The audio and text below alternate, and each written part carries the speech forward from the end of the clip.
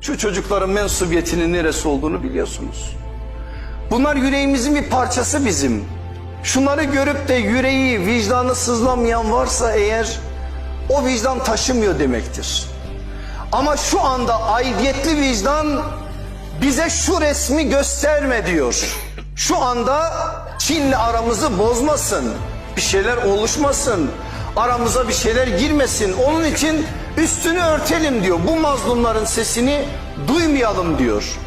Eğer bu duymayalım diyenlere biz evet duymayalım dersek, biz işte aidiyetli vicdan sahibi oluyoruz. Ben bir siyasi parti değilim. Kimseyi bir oya, bir şeye, şuna buna çağırmıyorum. Ben derdim o değil ki ben kalkayım da bunu siyasi bir mülahazayla farklı bir biçimde değerlendireyim. Ben bir Müslümanım. İnandığım değerler de bana diyor ki dünyanın neresinde olursa olsun